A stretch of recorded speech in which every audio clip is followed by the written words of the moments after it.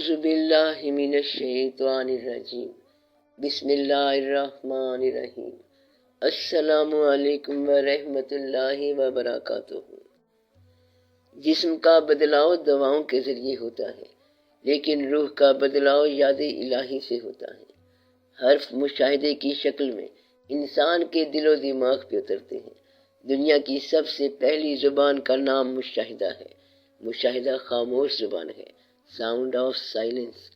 چیزیں اپنی صفت کے لحاظ سے بولتی ہیں، جیسے آگ اپنی تپش سے اپنا تعارف بیان کرتی ہے بنا الفاظ کے، یا جیسے سورج اپنی روشنی کے لحاظ سے پہچانا جاتا ہے۔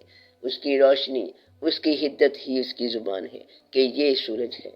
لیکن روشنی کو الفاظ کے اعتبار سے، بیان کے لحاظ سے، نام یعنی اسم کی شکل میں انسان نے سورج کہہ کے پکارا، اور یہ نام اسے اللہ نے سکھائے کہ سکھا دیے ہم نے آدم کو نام تمام، اور انسان کو بولنا سکھایا کہ وہ بتا سکے کہ روشنی کا نام سورج ہے۔ سورج کی روشنی جو شعاؤں کی شکل میں ہم تک پہنچتی ہے، وہ روشنی ہی اس کی زبان ہے، جو ہمیں احساس کے ذریعے سے ہوتی، مشاہدے کے ذریعے محسوس ہوتی ہے۔ اور سورج کی یہ روشنی بنا بولے، ٹیلی پیتھی کی طرح بغیر الفاظ کے سنائی دیتی ہے، یعنی اس کی روشنی سورج کی زبان ہے۔ مشاہدے کی زبان کی ایک مثال یہ بھی ہے کہ جب قابیل نے حابیل کو قتل کر دیا تو وہ نہیں جانتا تھا کہ قابیل کی لاش کو کیسے دفنایا جائے، تو اس وقت ایک کوا آیا جو زمین کو کرید رہا تھا۔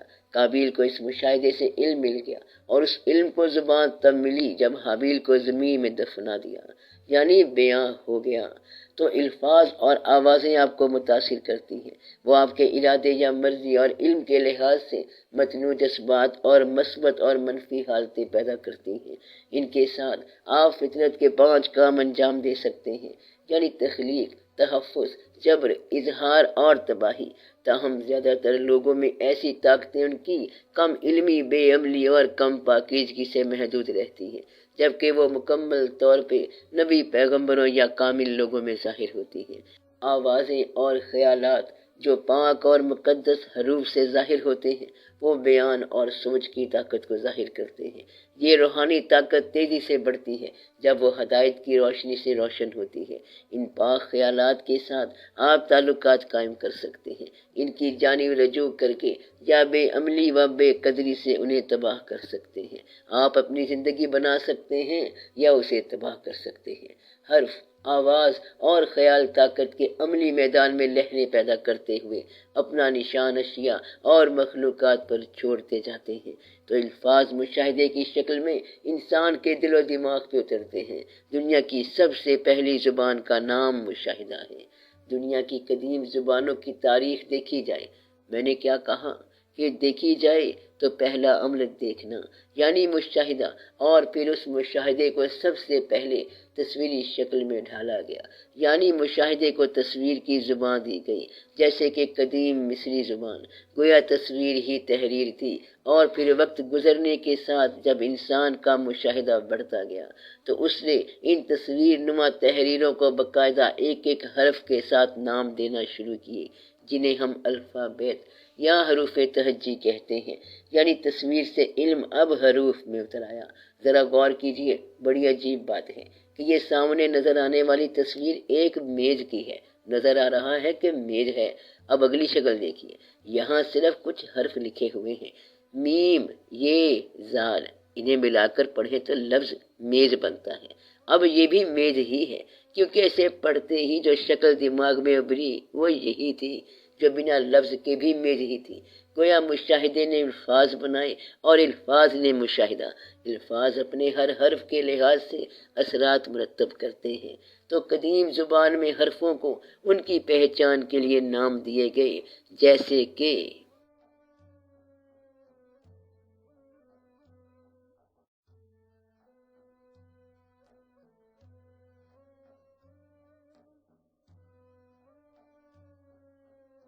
تو کوئی ہے جو یہ سارا نظام چلا رہا ہے، کوئی واحد میں ہے جو اکیلا ہے، احد ہے، ایک ہے تو اسے حرف الف بتا دیا گیا اور الف کو عدد 1 دیا گیا۔ یہ وہی علم الاسماء ہے جو اللہ نے آدم علیہ السلام کو سکھائے اور جو زبان کی بیان کی جدید شکل ہے۔ یہ وہی الفاظ ہیں جو مشاہدے کے بیان کی شکل میں انسان کے اندر احساس کی کیفیت کی شکل میں اتارے گئے۔ الف یا 1 وہی بیان ہے جو حروف میں آنے سے پہلے کسی مخصوص شکل میں پہچانا جاتا رہا۔ تو اللہ پاک نے فرمایا کہ میں ایک چھپا ہوا خزانہ تھا، میں نے چاہا کہ میں پہچانا جاؤں تو میں نے خلقت کو خلق کیا تاکہ جانا جاؤں۔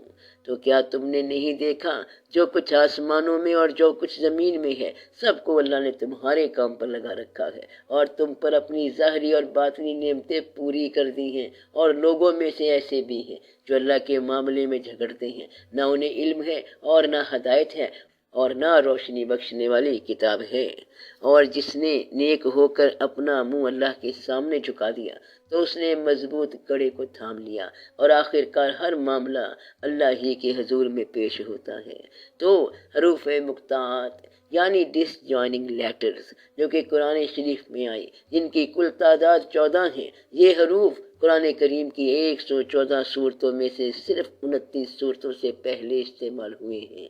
عربی حروف تہجی میں کل 28 حروف ہیں، جن میں سے 14 حروف مقطعات کہلاتے ہیں، یعنی وہ حرف جو لکھے ہوئے تو ایک ساتھ ہیں مگر انہیں پڑھا الگ الگ جائے گا، جیسے کہ الف لام میم، الف لام میم صاد۔ بڑی غور طلب بات ہے کہ الگ الگ پڑھے جانے والے حروف کو ایک مکمل آیت کے طور پہ بیان کیا گیا ہے، اور الف لام رے یہ حکمت والی کتاب کی آیتیں ہیں، اور اس آیت میں ان حروف مقطعات کو اسی آیت کا جز بنا کر بیان کیا گیا ہے۔ تو کیا مطلب ہے ان حروف کا؟ اب بڑی ہی غور سے گہرائی سے رب کریم کے کلام کو سمجھیے کہ بے شک یہ ایک معزز پیغمبر کی طرف سے پہنچایا ہوا قول یعنی کہنا ہے، یعنی قرآن ہے جو قوت والا ہے اور مالک عرش کے نزدیک بلند مرتبہ ہے، جس کی اطاعت کی جاتی ہے اور جو امانت دار بھی ہے۔ تو عرش کے مالک اللہ کی نظر میں وہ عظیم اللہ کا پیغام پہنچانے والے جناب حضرت جبرائیل علیہ السلام اللہ کا قول، اللہ کے حرف، اللہ کے الفاظ لے کر اترے ہیں۔ رسول پاک صلی اللہ علیہ وآلہ وسلم کے قلب مبارک پہ تو تمہارے رفیق صلی اللہ علیہ وسلم کسی باہر کے اثر کے تحت خود سے کوئی بات نہیں فرما رہے، کیونکہ وہ مجنون نہیں، دیوانے نہیں، نعوذ باللہ ایسا نہیں ہے، بلکہ بے شک رسول پاک صلی اللہ علیہ وسلم نے حضرت جبرائیل علیہ السلام کو صاف افق میں دیکھا، شعور کے اس انتہائی درجے میں جہاں ہر شے واضح ہے، روشن ہے کہ اللہ کے پاک الفاظ پاک دل پر اتار دیے گئے وحی کی شکل میں، اور وہ غیب کی باتوں پر بخیل نہیں ہیں، یعنی وہ غیب کا علم نہیں روکتے کہ انہیں جو بھی وحی اللہ کی جانب سے اتر رہی ہے اور جس کا ذکر قرآن میں ہے وہ اس کو نہیں چھپاتے۔ تو حروف مقطعات بھی قرآن کے علم میں سے ہیں جو اللہ کریم نے ان تک پہنچائے۔ تو پھر کچھ علماء یہ کیوں فرماتے رہے ہیں کہ ان کلمات کے معنی تک دماغوں کی رسائی نہیں اور ان کے معنی سمجھ ہی نہیں آتے، اور غالب گمان یہ ہے کہ حروف مقطعات پوشیدہ علم اور راز ہیں جن سے علماء ناواقف ہیں۔ بڑی غور طلب بات ہے کہ اگر یہ راز ہیں اللہ اور اس کے رسول صلی اللہ علیہ وآلہ وسلم کے درمیان، تو پھر ان کا ذکر قرآن میں کیوں، جبکہ اللہ پاک تو فرماتے ہیں کہ سب تعریف اللہ کے لیے جس نے اپنے بندے پر کتاب اتاری اور اس میں ذرا بھی کجی نہیں رکھی۔ الف لام را یہ ایسی کتاب ہے کہ جس کی آیتیں حکیم خبردار کی طرف سے مستحکم کر دی گئی ہیں، پھر مفصل بیان کی گئی ہیں۔ اسی مضمون کے ضمن میں ایک بات اور بھی غور کیجیے کہ بنی اسرائیل وہ یہودی اور ان کے علماء جو رسول پاک صلی اللہ علیہ وسلم سے ایک ایک سوال کرتے تھے، کبھی روح کا پوچھتے، کبھی اصحاب کہف کے متعلق، تو کبھی تورات میں موجود گزرے واقعات کے حوالے سے سوال پر سوال کرتے، تو کسی بھی لٹریچر میں کسی بھی مقام پر ہمیں یہودیوں کی جانب سے پوچھی گئی ایسی کوئی عبارت، ایسا اعتراض یا سوال نہیں ملتا جس میں انہوں نے رسول پاک صلی اللہ علیہ وسلم سے حروف مقطعات سے متعلق سوال کیا ہو۔ تو اس کا مطلب یہی ہے کہ ان حروف کا مطلب وہ جانتے تھے کہ یہ کس جانب اشارہ دیتے ہیں، ان کے معنی کیا ہیں، اور اسی اللہ نے تمہارے لیے ستارے بنائے ہیں تاکہ ان کے ذریعے سے تم خشکی اور دریا کے اندھیروں میں راستہ معلوم کر سکو۔ تحقیق ہم نے کھول کر نشانیاں بیان کر دی ہیں ان لوگوں کے لیے جو جانتے ہیں۔ ستارے یعنی وہ رہنما لوگ جو تمہیں خشکی یعنی تمہارے ظاہری اور باطنی وجود کو، دریا کے یعنی زندگی کے اندھیرے یعنی جو پہلو انسان کی سمجھ سے دور ہیں، وہ علم، وہ معلومات اللہ کے کلام کی رہنمائی سے لوگوں تک پہنچاتے ہیں۔ اور تحقیق یعنی یہ ایتھنٹک بات ہے کہ ہم نے کھول کر تمام نشانیاں بیان کر دیں ان لوگوں کے لیے جو علم رکھتے ہیں، جو مانتے ہیں، جو یقین کرنے والے ہیں۔ اور ہماری آیتوں کو ماننے والے جب تیرے پاس آئیں تو کہہ دو کہ تم پر سلام ہے، تمہارے رب نے اپنے ذمے رحمت لازم کی ہے۔ جو تم میں سے ناواقفیت سے برائی کرے پھر اس کے بعد توبہ کرے اور نیک ہو جائے تو بے شک وہ بخشنے والا مہربان ہے۔ پھر اگر یہ لوگ ان باتوں کو نہ مانیں تو ہم نے ان باتوں کو ماننے کے لیے ایسے لوگ مقرر کر دیے ہیں جو ان کے منکر نہیں ہیں، جو مانتے ہیں کہ اللہ نے اپنے کلام میں کوئی کجی نہیں رکھی اور رسول پاک صلی اللہ علیہ وسلم نے سب کچھ ہم تک پہنچا دیا۔ تو جب اللہ کریم خود فرما رہے ہیں کہ اس قرآن میں کوئی بھی بات ایسی نہیں جو چھپائی گئی ہو یا جان بوجھ کر نہ بتائی گئی ہو، تو پھر یہ حروف مقطعات بھی اللہ کی آیات ہیں۔ ایک ایک حرف اس کا ایک ایک معنی رکھتا ہے، ایک اشارہ رکھتا ہے۔ تو اس اشارے کے ناطے ہم اپنے پروردگار کی بات مانیں یا ان لوگوں کی جو یہ کہتے ہیں کہ یہ حروف بس راز ہیں جو کسی کو نہیں معلوم؟ تو میرا رب فرماتا ہے کہ کہہ دو کیا تم زیادہ جانتے ہو یا اللہ؟ تو بے شک اللہ جانتا ہے۔ اور اس متعلق مجھے رسول پاک صلی اللہ علیہ وسلم کی کوئی حدیث مبارک نہیں ملی کہ جس میں آپ صلی اللہ علیہ وسلم نے فرمایا ہو کہ حروف مقطعات میرے اور اللہ کے درمیان راز ہیں۔ تو پھر ان حروف کا کوئی نہ کوئی مطلب ضرور ہے۔ تو وہ مطلب کیا ہے؟ انشاءاللہ آج اسی محفل میں، اسی بیان میں حروف مقطعات کے ایک ایک حرف کا مطلب اللہ کے حکم سے، اللہ کے کلام سے بیان کرتی ہوں۔ تو اللہ پاک کا فرمان ہے کہ اور لوگ کہتے ہیں کہ یہ ہمارے پاس اپنے رب سے کوئی نشانی کیوں نہیں لے آتا؟ کیا ان کے پاس پہلی کتابوں کی شہادت نہیں پہنچی؟ کیا اسے ان باتوں کی خبر نہیں پہنچی جو موسیٰ کے صحیفوں میں ہے؟ ابراہیم اور موسیٰ کے صحیفوں میں، بے شک یہی پہلے صحیفوں میں ہے۔ تو جہاں تک ہماری معلومات ہے ہم جانتے ہیں کہ تورات جو حضرت موسیٰ علیہ السلام پہ اتری، زبور جو حضرت داؤد علیہ السلام پہ اتری، انجیل جو حضرت عیسیٰ علیہ السلام پہ اتری، اور قرآن جو رسول اکرم صلی اللہ علیہ وسلم پہ نازل ہوا۔ لیکن کلام پاک میں یہ ذکر بھی فرمایا جا رہا ہے کہ کیا ان کے پاس پہلی کتابوں کی شہادت نہیں پہنچی؟ اور جو ہے صحف ابراہیم و موسیٰ، اور ابراہیم اور موسیٰ کے صحیفوں میں سے۔ تو جیسا کہ میں نے کہا کہ ہم جانتے ہیں کہ جو کتاب، جو حکم، جو صحیفے نازل ہوئے حضرت موسیٰ علیہ السلام پہ، اس کتاب کو تورات کہتے ہیں۔ لیکن ہم یہ نہیں جانتے کہ جو صحیفے حضرت ابراہیم علیہ السلام پہ اترے اور ان سے بھی پہلے، یعنی بے شک یہی پہلے صحیفوں میں ہے، ان کتابوں کے نام کیا تھے۔ لیکن قرآن میں بڑے ہی واضح الفاظ میں یہ بتایا جا رہا ہے کہ قرآن میں جو ہدایت والنور ہے وہ اس سے پہلے کتابوں میں بھی دکھایا گیا ہے۔ تو پھر حروف مقطعات کا ذکر قرآن سے پہلی کتابوں میں ضرور ہوا ہے، اور وہاں ان کے معنی اتنے واضح ہیں جن کی وجہ سے بنی اسرائیل نے ان حروف کے متعلق رسول پاک صلی اللہ علیہ وسلم سے کوئی وضاحت طلب نہیں کی۔ تو اے محبوب، ہم نے تمہاری طرف سچی کتاب اتاری ہے جو اگلی کتابوں کی تصدیق فرماتی ہے اور ان پر محافظ و گواہ ہے۔ انہوں نے جا کر کہا، اے ہماری قوم کے لوگوں، ہم نے ایک کتاب سنی ہے جو موسیٰ کے بعد نازل کی گئی ہے، تصدیق کرنے والی ہے، اپنے سے پہلے آئی ہوئی کتابوں کی رہنمائی کرتی ہے حق اور راہ راست کی طرف۔ تو رسول کریم صلی اللہ علیہ وسلم سے قریب گزرا پہلا زمانہ حضرت عیسیٰ علیہ السلام کا زمانہ، اور ان پر اتری کتاب انجیل حضرت عیسیٰ علیہ السلام سے قریب کا زمانہ جس میں کتاب اتری حضرت داؤد علیہ السلام پہ یعنی زبور، اور حضرت داؤد علیہ السلام سے قریب کا زمانہ حضرت موسیٰ علیہ السلام کا جس میں تورات نازل ہوئی، اور حضرت موسیٰ علیہ السلام سے پہلے جن صحیفوں کا ذکر ہوا وہ دور تھا حضرت ابراہیم علیہ السلام کا یعنی صحیفہ ابراہیمی علیہ السلام، اور ان صحیفوں سے پہلے جو ہدایات یا جو صحیفے جن ناموں سے اترے ان کا ذکر ناموں کے ساتھ قرآن میں نہیں فرمایا گیا، سوائے اتنا کہ ان سے پہلی کتابیں۔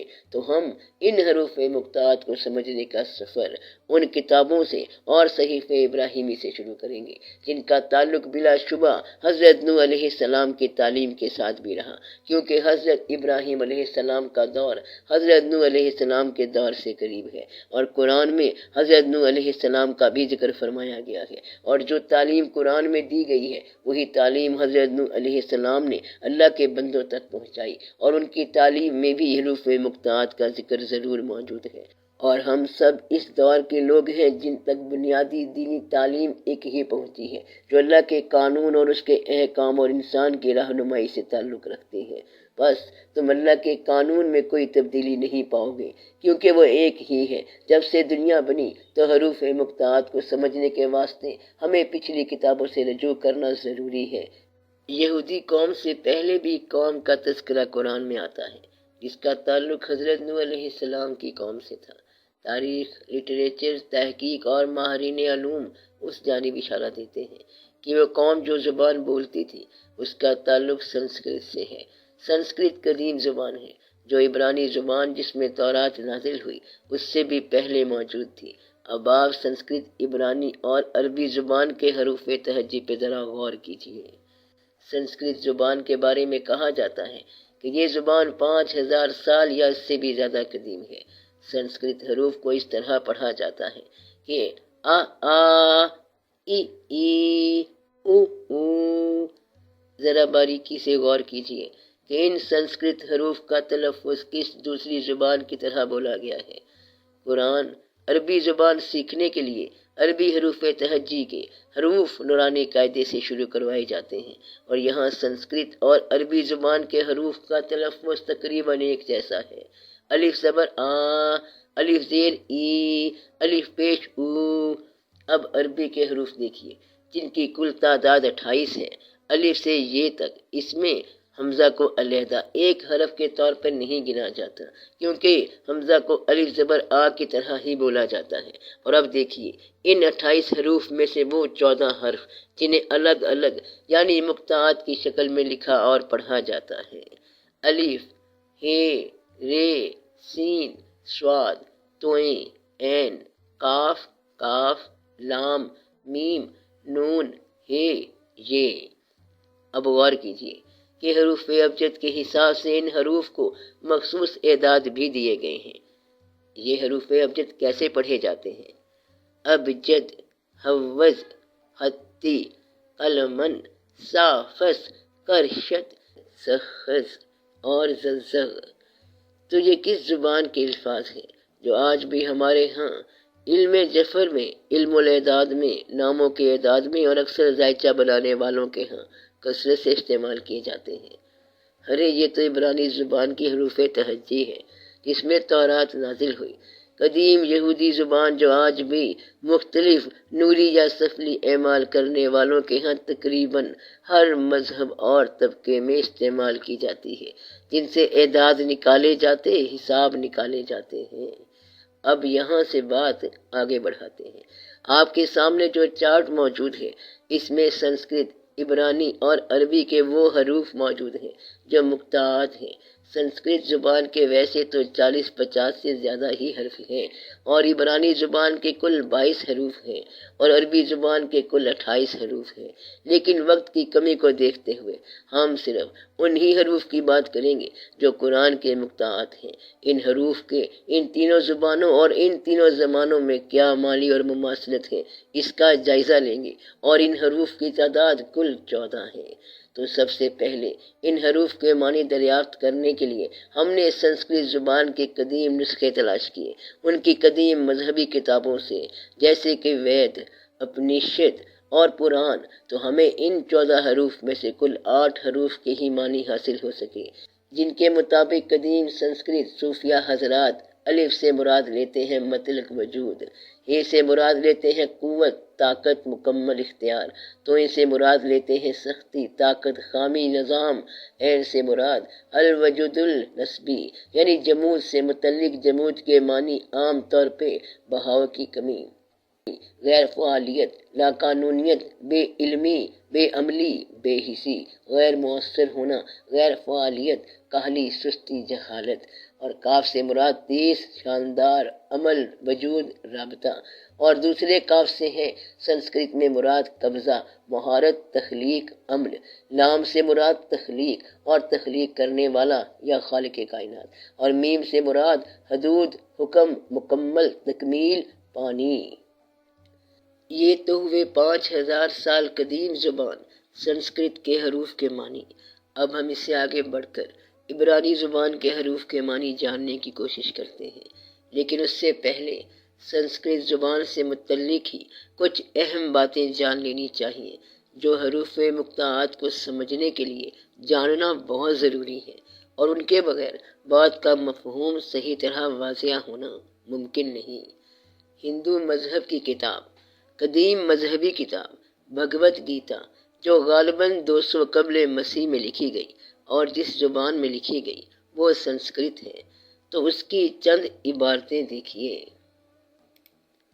میں حروف میں اکار، اوم اکار اور مرکب میں دوند نام کا مرکب ہوں، لافانی دور میں ہوں، دور میں ہمیشہ رد و بدل ہوتے رہتے ہیں، لیکن وہ وقت جو لافانی، جاوید، ابدی روح مطلق میں داخلہ دلاتا ہے وہ حالت میں ہوں، عظیم الشان حقیقی شکل، یعنی ہر جگہ جاری و ساری، سب کو نبھانے و پرورش کرنے والا بھی میں ہی ہوں۔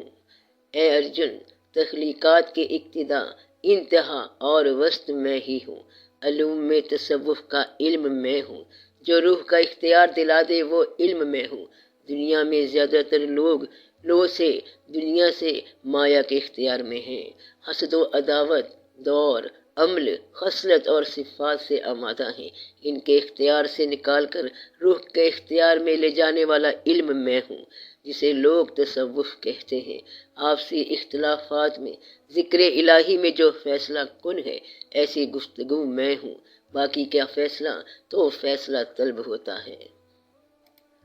جو لوگ مجھے غیر پیدائشی اور بے ابتدا مانتے ہیں اور کائنات کے اعلیٰ ترین رب کے طور پر جانتے ہیں، وہ انسان شکوک و شبہات اور وہم سے پاک اور تمام برائیوں سے آزاد ہیں۔ مجھ سے انسانوں میں طرح طرح کی صفات پیدا ہوتی ہیں، جیسے کہ عقل، علم، فصاحت و بلاغت، عفو و درگزر، سچائی، حواس و دماغ پر قابو، خوشی اور غم، پیدائش اور موت، خوف اور ہمت، عدم تشدد، مساوات، قناعت، کفایت شعاری، خیرات، شہرت اور بدنامی۔ اب یہاں پہ ان گیتا کی آیات کا ذکر کرنے سے کیا مراد ہے؟ تو مراد یہ ہے کہ باب کی ابتدا میں بندہ پرور نے فرمایا کہ اس لافانی جوگ کو قلب کی شروعات میں نے ہی سورج سے کہا تھا، سورج سے مورث اول منو کو یہی گیتا حاصل ہوئی، منو نے اسے اپنی یادداشت میں محفوظ کیا، منو سے یہی یادداشت اچوا کو حاصل ہوئی۔ لب لباب یہ ہے کہ منو کو جو علم حاصل ہوا تھا وہی یہ گیتا ہے، منو کو یہی وراثت میں حاصل ہوا تھا، اس کے علاوہ کس یادداشت کو وہ قبول کرتے؟ علم گیتا سننے کے بعد 18ویں باب کے آخر میں ارجن نے کہا کہ مجھے یادداشت حاصل ہوئی ہے جیسے منو کو حاصل ہوئی تھی، لہٰذا یہ شری مد بھگوت گیتا ہی خالص یادداشت منو ہے۔ تو منو کون ہے؟ حضرت نوح علیہ السلام، جو اس علاقے میں پہلے باشریت رسول کی حیثیت سے اللہ کریم کی جانب سے مبعوث فرمائے گئے، کیونکہ طوفان نوح کا ذکر سب سے زیادہ ہندوؤں کی قدیم مذہبی کتابوں میں کیا گیا ہے۔ اسی طرح گیتا میں جو روحانی تعلیم کی گئی ہے، منو کی تعلیم، یادداشت اور علمی وراثت کے نام سے وہ تعلیم کسی عام انسان کی نہیں ہو سکتی، جیسا کہ میں لافانی، بار بار پیدا ہونے سے آزاد اور سارے جانداروں کی آواز میں متحرک ہونے پر بھی خسرت کو قابو میں کر کے خود کی کارسازی سے ظاہر ہوتا ہوں۔ ایک فطرت و جہالت ہے جو قدرت میں ہی یقین دلاتی ہے، بدذات شکلوں کی وجہ بنتی ہے۔ دوسری فطرت ہے خود کی فطرت جو روح میں داخلہ دلاتی ہے، خود کی شکل کی پیدائش کی وجہ بنتی ہے۔ اسی کو جوگ کی فطرت بھی کہتے ہیں، جس سے ہم الگ ہیں۔ اس برحق اعلیٰ شخصیت جوڑتی ہے، ملاقات کراتی ہے۔ اس روحانی طریقہ کار کے ذریعے میں اپنی تینوں صفات والی قدرت کو قابو میں کر کے ہی ظاہر ہوتا ہوں۔ عام طور سے لوگ کہتے ہیں کہ معبود کا اوتار ولی خدا رسیدہ انسان ہوگا تو دیدار کر لیں گے۔ شری کرشن کہتے ہیں کہ ایسا کچھ نہیں ہوتا کہ کوئی دوسرا دیکھ لے۔ حقیقی شکل کی پیدائش جرم کی شکل میں نہیں ہوئی۔ یہ کون سا جرم ہے جس کو عام طور پہ کہا جاتا ہے کہ حضرت آدم علیہ السلام نے غلطی کی اور پھر دنیا میں بھیجے گئے، اور خاص کر یہ بات عیسائی مذہب میں کی جاتی ہے۔ تو حقیقی شکل کی پیدائش جرم کی شکل میں نہیں ہوئی۔ شری کرشن کہتے ہیں جوگ کی ریاضت کے ذریعے خود کی فطرت کے وسیلے سے اپنی تینوں صفات والی خسرت کو اپنے قابو میں کر کے میں بتسلسل ظاہر ہوتا ہوں۔ لیکن کن حالات میں؟ اے ارجن، جب جب حقیقی دین پروردگار کے لیے ملال سے بھر جاتا ہے، جب بے دینی کے اضافے سے عقیدت مند انسان اپنے آپ کو بچتا ہوا نہیں دیکھ پاتا، تب میں روح کی تخلیق کرنے لگتا ہوں۔ ایسی ہی بے قراری مورث اول منو کو ہوئی تھی، پہلے رسول حضرت نوح علیہ السلام کو ہوئی تھی۔ تو وہ کون سی بے قراری تھی جو حضرت نوح علیہ السلام کو ہوئی؟ وہ بے قراری یہ تھی کہ اور تمہیں ناواقف راہ پایا اور پھر ہدایت بخشی، اور اس نے آپ صلی اللہ علیہ وسلم کو اپنی محبت میں خود رفتہ و گم پایا تو اس نے مقصود تک پہنچا دیا، اور اس نے آپ کو بھٹکی ہوئی قوم کے درمیان رہنمائی فرمانے والا پایا تو اس نے انہیں آپ کے ذریعے ہدایت دے دی۔ یعنی ہم نے تجھے راہیاب کیا، نبوت سے نوازا اور کتاب نازل کی، ورنہ اس سے قبل آپ صلی اللہ علیہ وسلم ہدایت کے لیے سرگرداں تھے، بے قرار تھے۔ تو اس بات کی مزید وضاحت کے لیے غور کریں۔ کہا جاتا ہے کہ سنسکرت زبان تقریباً 5000 سال یا اس سے بھی کچھ زیادہ سال پرانی قدیم زبان ہے، اور اس معلومات کے مطابق حضرت نوح علیہ السلام کی تاریخ پیدائش ایک اندازے کے مطابق 3167 قبل مسیح ہے، اور حضرت عیسیٰ علیہ السلام کی تاریخ پیدائش 2000 سال سے کچھ سال زیادہ ہے۔ تو 3167 کو 2000 میں جمع کیا جائے تو جواب 5167، یعنی وہی عمر جو سنسکرت زبان کی بتائی جاتی ہے۔ تو اب آئیے سنسکرت حروف سے آگے عبرانی حروف کے مفہوم کی جانب۔ حرف الف حروف کا باپ ہے، جس کی اصل تصویر بیل، طاقت اور رہنما کی نمائندگی کرتی ہے۔ اس کی عددی قیمت 1 ہے اور 1000 بھی، اور یہ ایک خاموش حرف ہے، لہذا الف اپنے ترتیب میں ممتاز ہے اور خدا کی وحدانیت کے ناقابل فہم اسرار کی طرف اشارہ کرتا ہے۔ در حقیقت الف کا لفظ اس حرف کے نام سے ماخوذ ہے، جس کا مطلب ہے مالک یا رب۔ الف عبرانی حروف تہجی کا پہلا حرف ہے اور نمبر 1 کی علامت ہے۔ الف خالق کی وحدانیت یعنی خالق کی وحدت کی طرف اشارہ کرتا ہے۔ یہ اشارہ کرتا ہے کہ وہ علیحدگی اور دوئی کے وہم سے پرے بنیادی وحدت ہے کہ کوئی چیز اس سے الگ نہیں، اور وہ خالق ہر تخلیق کا سرچشمہ ہے۔ الف کائنات کی تخلیق کو ظاہر کرتا ہے۔ یہ ابتدا اور حتمی حقیقت کی لازمی علامت ہے، جس کے بارے میں بات نہیں کی جا سکتی۔ وہ بے وقت، بے جگہ اور ہر وقت اور ہر جگہ موجود ہے۔ یہ وہ ہے جسے تقسیم نہیں کیا جا سکتا، انسانی سمجھ سے باہر کمال کی نمائندگی کرتا ہے۔ تورات لکھنے کے لیے استعمال ہونے والی کلاسیکی عبرانی رسم الخط میں الف کو 2 یارڈز یعنی 2 ہاتھ، ایک اوپری دائیں طرف اور دوسرا نیچے بائیں کے ساتھ بنایا گیا ہے، یعنی ایک ہاتھ عالم امر کی طرف اور دوسرا ہاتھ جو نیچے کی جانب ہے عالم خلق کی طرف اشارہ دیا گیا ہے، جو ایک ترچھی واو سے جڑے ہوئے ہیں۔ یہ دونوں بازو خالق کائنات کے پوشیدہ اور لامحدود پہلو کی نمائندگی کرتے ہیں۔ الف ایک ہے، ایک اور واحد خدا کی طرف اشارہ کرتا ہے جو کائنات کا مالک ہے۔ الف کا تصویری گراف بیل ہے جو طاقت کی نمائندگی کرتا ہے۔ یہودی صوفیہ کے مطابق ہے زندگی کا خط ہے، کیونکہ زندگی اور زندگی گزارنے کے اصول دونوں اسی حرف سے شروع ہوتے ہیں۔ سچی زندگی عقیدت سے آتی ہے۔ ہے کا ابجدی عدد 8 ہے جو فضل کا عدد بھی ہے اور حکمت کا عدد بھی۔ ہے زندگی کا حرف ہے۔ یہ لامحدود امکانات کی نمائندگی کرتا ہے۔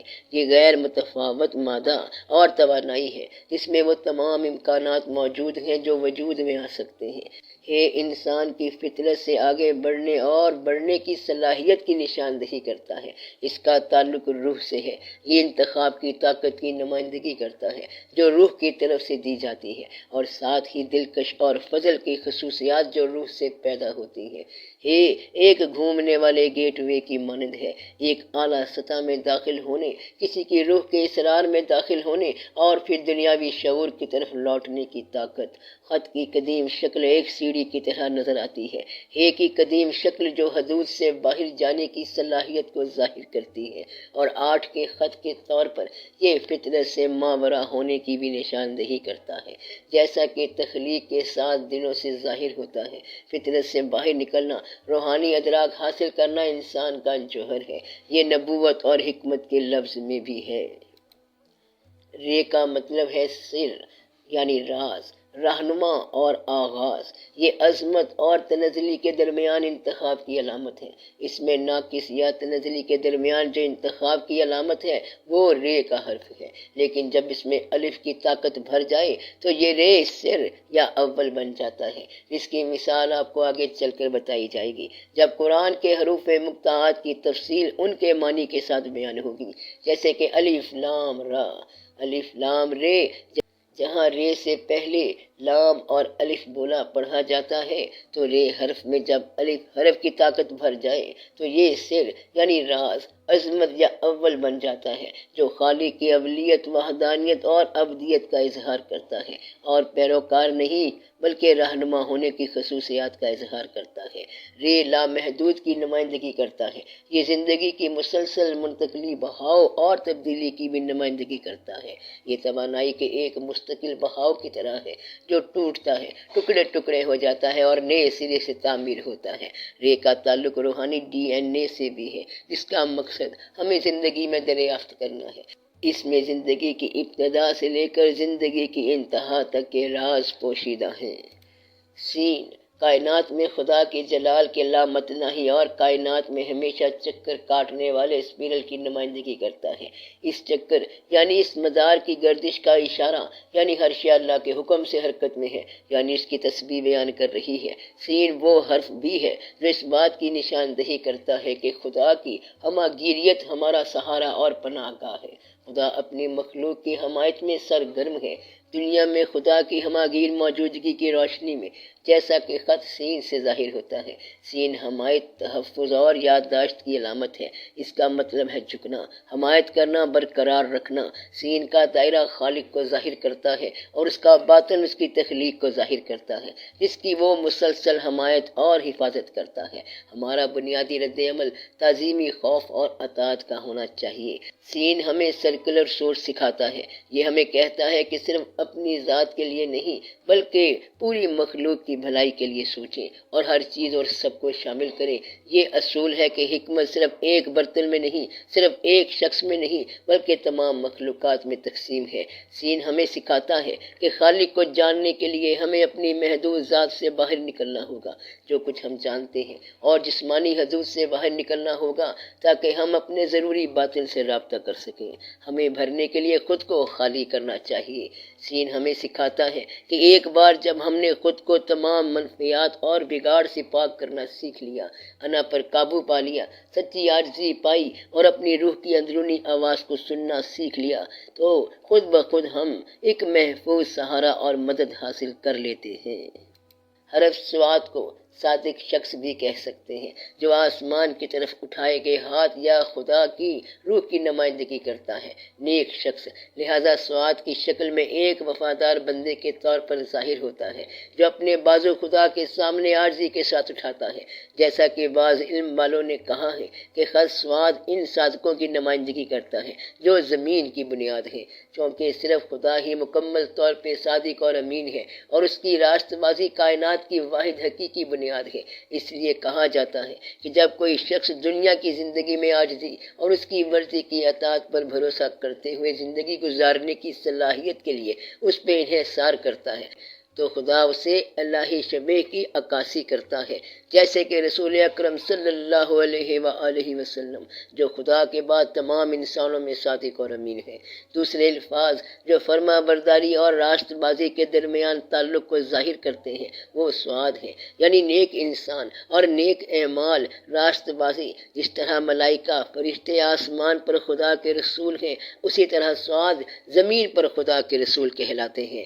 حرف صاد کا ایک مطلب یہ بھی ہے کہ دوسروں کو زیادہ بنانے کے لیے اپنے آپ کو کم کرنا، ایک اور عاجزی کی طرف اشارہ ہے جو صالح شخص کے اندر سرایت کر گئی ہے۔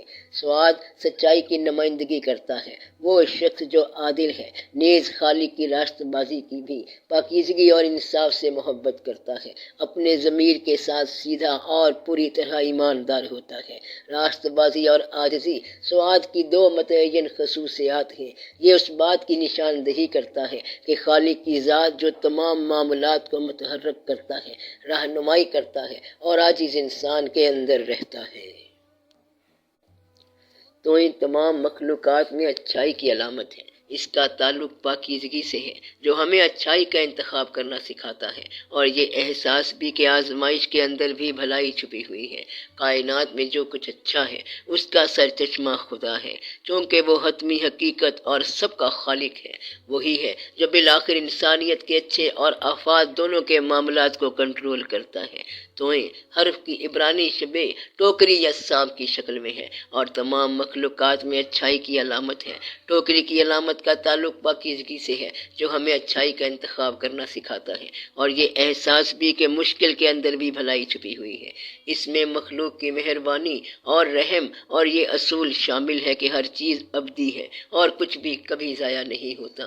دوسری طرف اگر روح جھکنے سے انکار کر دیتی ہے اور بغاوت کرنے کی بجائے اندرونی زندگی سانپ کی علامت یعنی شیطان کی خصوصیات کو اپنا لے گی، اگر وہ شخص خود مختاری کے اپنے اندرونی احساس پہ بھروسہ کرتے ہوئے اپنے لیے جینے کا انتخاب کرتا ہے، تو وہ شیطان کی تقدیر میں شریک ہوگا اور مٹی کھائے گا یا گوشت کا سامان۔ توئے میں مخلوق کے لیے اپنے پروردگار کی مہربانی اور رحمت شامل ہے۔ یہ ہمیں اچھے اور برے میں تمیز کرنا سکھاتا ہے اور صاف اور پاک کرنے کے لیے اچھائی کا انتخاب کر کے اور اس طرح وہ کام کرنا جو ناممکن ہے، اس برے کام کو مٹانا سکھاتا ہے۔ اس میں یہ اصول ہے کہ کچھ بھی ضائع نہیں ہوتا اور سب ابدی ہے، کہ تمام روحیں ایک مقصد کے ساتھ زندگی کی طرف متوجہ ہوتی ہیں، سب کو شروع کی طرح اچھا کرنے کے لیے۔ حرف عین کا مطلب ہے آنکھ، دیکھنا اور توسیع کے لحاظ سے سمجھنا اور اطاعت کرنا۔ عین مزید اولین روشنی کی نمائندگی کرتا ہے، یعنی خدا کی روحانی روشنی۔ یہ الہی روشنی سورج اور ستاروں سے نکلنے والی روشنی سے کہیں زیادہ ہے، اگرچہ کلام اللہ میں پوشیدہ ہے۔ روحانی آنکھ اس چمک کی موجودگی کو دیکھ سکتی ہے، لیکن صرف خدا کی طرف سے دی گئی باطنی آنکھ کے ذریعے۔ عین وقت، گھنٹے، مستقبل، ماضی، لمحہ، ابدیت اور ویژن سے وابستہ الفاظ کی ایک بڑی تعداد میں شامل ہے۔ وہ ویژن ہے، یہ ہمیں ہماری زندگی میں وجہ اور اثر کو سمجھنا سکھاتا ہے۔ ماضی کے اعمال کس طرح مستقبل کے نتائج کا باعث بنتے ہیں اور مستقبل کے لیے کیسے سوچنا ہے۔ عین ہدایت کرتا ہے کہ اپنی آنکھیں کھولیں، جسمانی سے ماورا دیکھنے کے لیے۔ عین کا مقصد ہمیں اندھیرے سے روشنی کی طرف لے جانا ہے۔ یہ ہم پر زور دیتا ہے کہ ہم حدود کی دیواروں کو توڑ دیں تاکہ وہ دیکھیں جو ابھی تک ہمیں نظر نہیں آتا ہے۔ عین کو بعض اوقات دو آنکھیں ہونے کے طور پہ بیان کیا جاتا ہے جو ایک عام آپٹک اعصاب سے جڑتی ہے جو دماغ کی طرف جاتی ہے۔ دو آنکھیں انتخاب یا مرضی کے اعمال یعنی دل کی نمائندگی کرتی ہیں۔ ہم اس بات کا انتخاب کر سکتے ہیں کہ چیزوں کو سمجھنے کے لیے اچھی آنکھ استعمال کی جائے یا بری نظر۔ ہم گلاس کو آدھے خالی کی بجائے آدھا بھرا دیکھنے کا انتخاب کر سکتے ہیں۔ جب آنکھ بری ہوتی ہے تو وہ گناہ کے مقاصد اور بری تحریک کی غلام بن جاتی ہے۔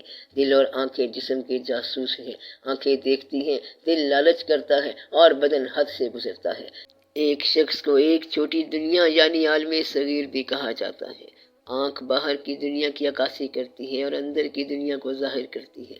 ایک شخص کا نقطہ نظر اس کے اندرونی کردار کو ظاہر کرتا ہے۔ آنکھ جسم کا نور ہے، لہٰذا اگر آپ کی آنکھ صحت مند ہے تو آپ کا سارا جسم روشنی سے بھر جائے گا، لیکن اگر آپ کی آنکھ بری ہے تو آپ کا سارا جسم تاریکی سے بھر جائے گا۔ حرف کاف جسے عبرانی کوف یا قوف بھی کہا جاتا ہے، اس کا مطلب سر کا پچھلا حصہ اور راز کا خفی حصہ یا سوئی کی آنکھ ہے، اور جس کا مطلب بندر بھی ہے۔ یہ مقدس اور ناپاک دونوں کی علامت ہے۔ چھلکا یا غلاف جو دنیا میں منفی چیزوں کی نمائندگی کرتی ہے۔ کاف کا تعلق اس کے اندر کی تقدس کو ظاہر کرنے کے لیے سطح کے پردے کو ہٹانے کی ضرورت سے ہے۔ عبرانی میں کاف کا مطلب بندر بھی ہے، ایک ایسی مخلوق جو انسان سے مشابہت رکھتی ہے لیکن خالصتاً حیوانی ہے، جس میں انسان کی کوئی بھی اعلیٰ صلاحیت نہیں ہے۔ یہ انسان کے لیے اس تقاضے کی نشاندہی کرتا ہے کہ وہ اپنی خالصتاً حیوانی فطرت پہ قابو پائے اور اس خالق کی شبیہ کی تقلید کرے جس میں وہ بنایا گیا۔ اپنی حقیقی روحانی فطرت کا ادراک محض جسمانی سے ہٹ کر کرتا ہے۔ کاف واحد حرف ہے جو دوسرے حروف کی لکیر کے نیچے پھیلا ہوا ہے، جو نچلی دنیا میں نزول کی نشاندہی کرتا ہے لیکن وہاں سے اوپر چڑھنے کی صلاحیت بھی رکھتا ہے۔ کاف فطرت کے تمام مداروں، بدلتے موسموں، ماہانہ اور سالانہ گردش کی نمائندگی کرتا ہے۔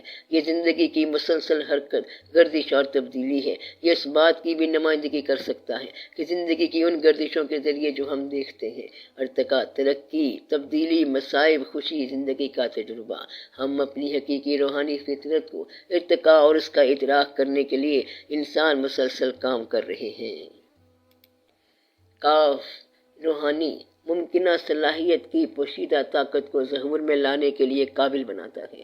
کاف کے لغوی معنی ہاتھ کی ہتھیلی یا کھجور کے ہیں، اور ہم خدا کا تصور کرتے ہیں کہ اس کی ہتھیلیاں یا ہاتھ ہم پر ہے، یعنی اس کی رہنمائی ہمارے ساتھ ہے، کیونکہ یہ کاف کی علامت جسمانی دنیا میں ظاہر ہونے کے لیے اندر موجود روح کی پوشیدہ طاقت کو بلانے کی تجویز کرتی ہے۔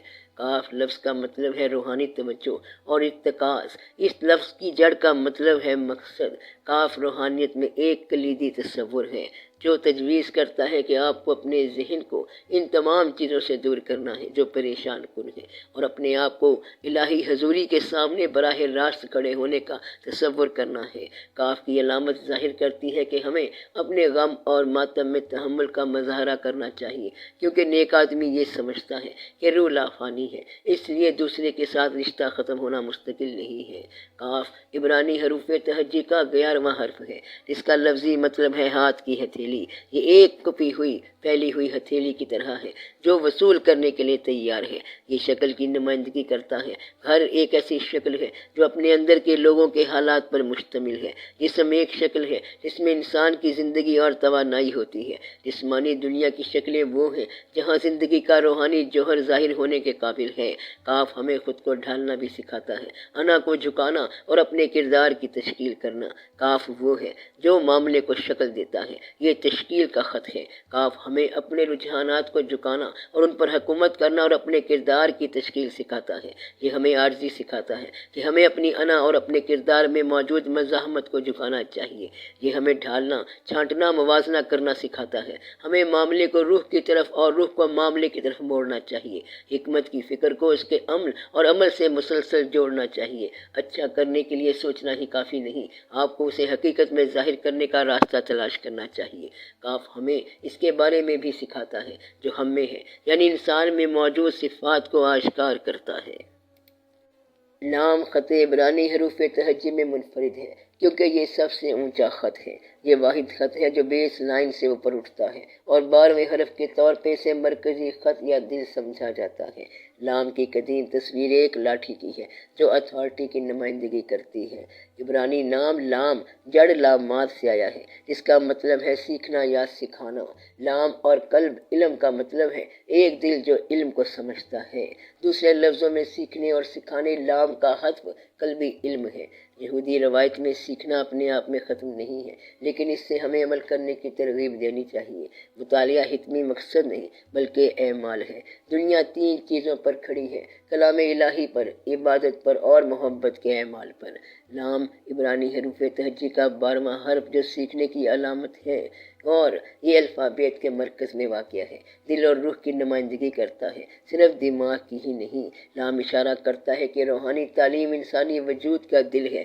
زندگی میں انسان کا مقصد روحانی تعلیمات کو سیکھنا اور اس کا اظہار کرنا اور زندگی کی ہر سانس کے ساتھ عمل کرنا ہے۔ لام زندگی کے درخت کے دونوں کناروں سے یعنی ازل سے ابد تک نیچے اترنے والی توانائی کی طاقت ہے۔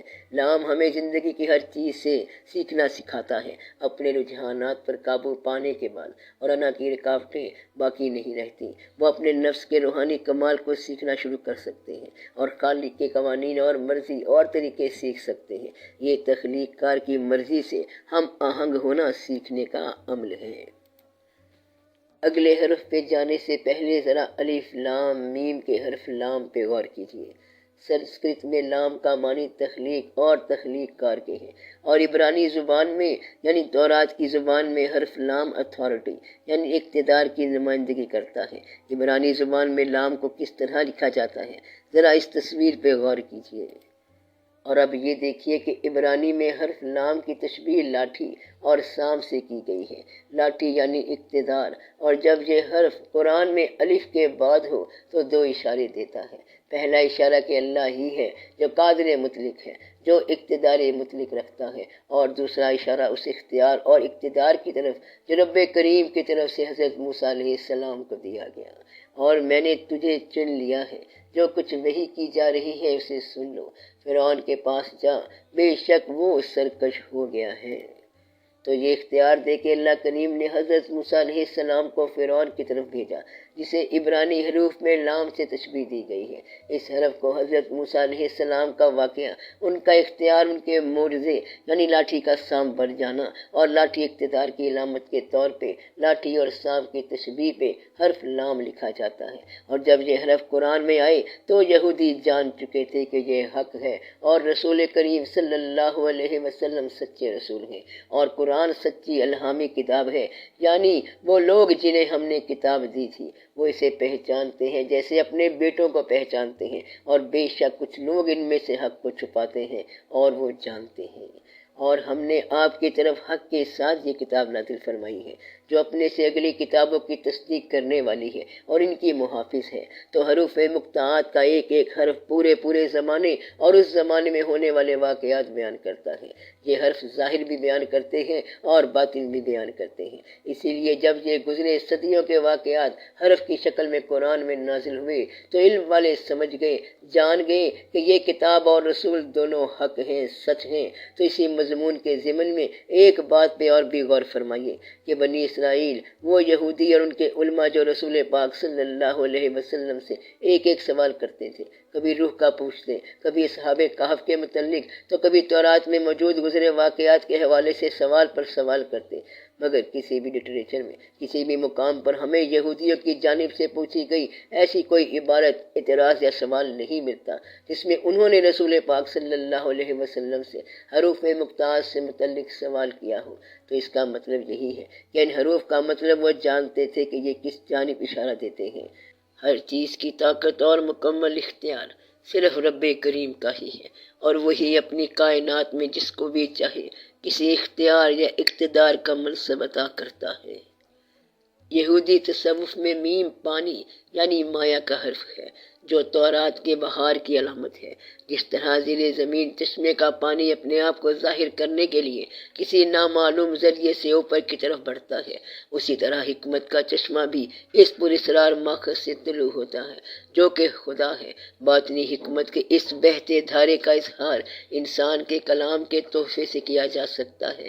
ایک آدمی جو علم کے الفاظ بولتا ہے وہ گہرے پانی، بہتی ہوئی ندی، حکمت کا چشمہ ہے۔ میم عبرانی حروف تہجی کا 13واں حرف ہے جس کی عددی قیمت 40 ہے۔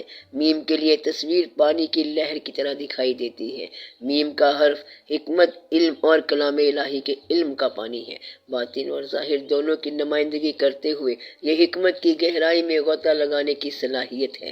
کہا جاتا ہے کہ ہر انسان میں خالق کے کلام کی پیاس ہے جو زندگی کا پانی ہے۔ کھلی میم سے مراد ظاہر کے معاملات کے انکشاف شدہ پہلو ہے، جبکہ بند میم سے مراد آسمانی امر کا پوشیدہ حصہ ہے جو بہرحال ہماری اور تمام مخلوقات کی رہنمائی کرتا ہے۔ میم عمل کے نتیجوں کے لیے ضروری وقت کی بھی نمائندگی کرتی ہے اور ہمیں متوازن جذبات اور عارضی کی اہمیت کی نشاندہی کرتی ہے۔ یہودی تصوف میں میم کا حرف خدا کی حکمرانی کے دو پہلوؤں کی نمائندگی کرتا ہے، بادشاہی اور تسلط، اور حرف میم اس میں الہی کی قدر کے برابر ہے، اور میم نمائندگی کرتا ہے کہ خدا کی موجودگی کھلی اور الہامی دونوں طرح ثابت ہے، پھر بھی گہرے اسرار میں ڈوبی ہوئی ہے، انسانی عقل کے اندیشے سے بند ہے۔ میم پانی یعنی علم وہ مادہ ہے جو انسان کو ہمیشہ نیچے کی طرف، عارضی کی طرف لے جاتا ہے۔ روایتی طور پر میم کے متعدد متعلقہ معنی ہیں: پانی، لوگ، قومیں، زبانیں۔ میم حرف کا نام غالباً پانی کو ہی ظاہر کرتا ہے اور اس کی قدیم ترین شکلیں پانی کی لہروں سے مشابہت رکھتی ہیں۔ اس طرح میم کلام الہی کے سمندر، علم، حکمت وغیرہ کی نمائندگی کرتا ہے۔ آرامی میں لفظ نون کا مطلب ہے مچھلی، تحریک اور زندگی کی علامت۔ یہودی تصوف کے مطابق نون 50 نمبر کی نمائندگی کرتا ہے، ایک ایسا نمبر جو آزادی اور زندگی کی نمائندگی کرتا ہے۔ نون عاجزی، وفاداری، روح اور ظہور کی علامت ہے کیونکہ یہ اوپر اور نیچے دونوں طرف جھکا ہوا ہے۔ یہ روح کی نمائندگی کرتا ہے۔ آسمانی چنگاری جسم کے زمینی برتن میں رکھی ہوئی ہے۔ آرامی میں نون کا مطلب مچھلی ہے، لہذا نون کو تورات کے پانیوں میں تیرنے والی مچھلی کے طور پہ سمجھا جا سکتا ہے جس کی نمائندگی میم کرتی ہے۔ یہ زرخیزی، تسلسل اور بڑھنے اور ضرب لگانے کی صلاحیت سے منسلک ہے۔ نون کا مطلب حکمت کے 50 دروازے بھی ہے۔ نون مسلسل موجودگی اور روح کی عارضی کی طرف اشارہ کرتا ہے۔ روح خاموش، جھکی ہوئی اور عاجز ہے، مسلسل روشنی دیتی ہے لیکن چھپی رہتی ہے۔ نون گائیڈ کرتا ہے خالق کی مرضی کے پابند ہونے کے لیے، نہ کہ اپنے ذاتی انا پرست طریقے سے زندگی گزارنے کے لیے۔ نون نمائندگی کرتا ہے کہ ہمیں جھکنا چاہیے۔ نون جسم کے درمیان تعلق کو ظاہر کرتا ہے جو غیر مستقل ہے، اور روح جو کبھی نہیں مرتی ہے۔ یہ ہمیں وقت اور جگہ کی نوعیت کے بارے میں سکھاتا ہے۔ نون بہاؤ کی بھی نمائندگی کرتا ہے جو ہمیں تبدیلی کی مزاحمت کرنے کی بجائے مچھلی کی طرح نفیس اور لچکدار بننے کی تعلیم دیتا ہے۔